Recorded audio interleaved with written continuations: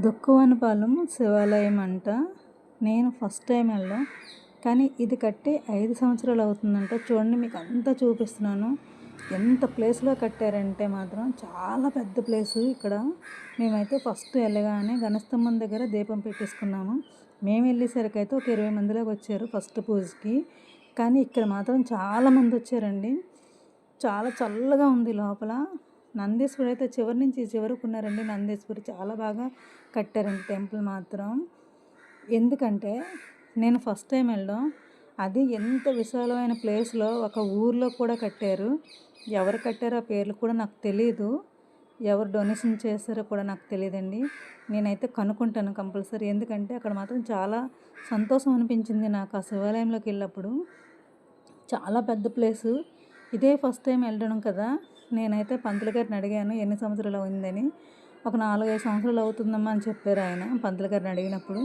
కానీ మిగతా డీటెయిల్స్ కూడా నేను కనుక్కోవాలని ఉంది. ఎందుకంటే చాలా పెద్ద ప్లేసు, పెద్ద ప్లేస్లో కట్టారు. గుళ్ళు కూడా చాలా బాగున్నాయి, విశాలంగా ఉన్నాయి. కానీ ఆ గుడిలో కూర్చుంటే చాలా సంతోషం అనిపించింది. మనసులో బాధ అంతా తీరినట్టు అనిపించిందండి. అంత చల్లగా ఉంది ఆ శివాలయంలో. పంతులు గారు మాత్రం అభిషేకం చేసిన వరకు కూర్చోమన్నారు.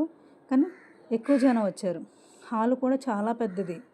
శివాలయంలో హాల్ అయితే చిన్న చిన్న ఉంటాయి, కానీ ఇక్కడ మాత్రం చాలా పెద్దది హాల్ అయితే. కొంతమందిని వెనక్కి వచ్చిన వాళ్ళు వెనక్కి కూర్చోబెట్టారు రెండో పూజకి. మేమైతే ఫస్ట్ పూజలో కూర్చున్నాము.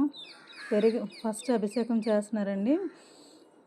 తర్వాత పాలు, పెరుగు, తేనె అన్నీ మనం ఏమేమి పట్టుకెళ్తున్నారో కొంతమంది అయితే వేస్తారు, కొంతమంది వేయరు. కానీ ఈ పంతులు గారు అయితే అన్నీ ఒక డబ్బాలో వేసేసుకొని తేనె, పాలు, చెరుకు రసం, అన్నీ ఫ్రూట్స్ జ్యూస్ ఏమైనా తీసుకొచ్చినా సరే అన్నీ తీసుకొని ఒక దగ్గర పెట్టేసి అభిషేకం అయితే చేస్తున్నారు. ఇక్కడైతే ఒక ఆవిడ అందిస్తుంది.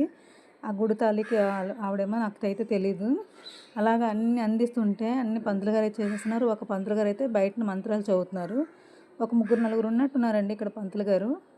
నాకైతే ముగ్గురే కనిపించారు. ఒక ఆయనేమో అన్ని ప్రసాదాలు పట్టుకొచ్చి ఇస్తున్నారు లోపలికి. కానీ కార్తీక మాసంలో డైలీ మాత్రం అక్కడ మధ్యాహ్నం భోజనాలు అంట, అది కూడా అనౌన్స్ చేస్తున్నారు. నేనైతే చూశాను, విన్నాను కూడా. అక్కడ రెడీ చేస్తున్నారు. నేను వెళ్ళినప్పుడైతే రెడీ చేస్తున్నారు భోజనాలకి. ఫస్ట్ భోజనం స్టార్ట్ చేస్తారు అన్నీని. ఆ పక్కనే వెనకే స్టార్ట్ చేస్తున్నారు భోజనాలు వండడం.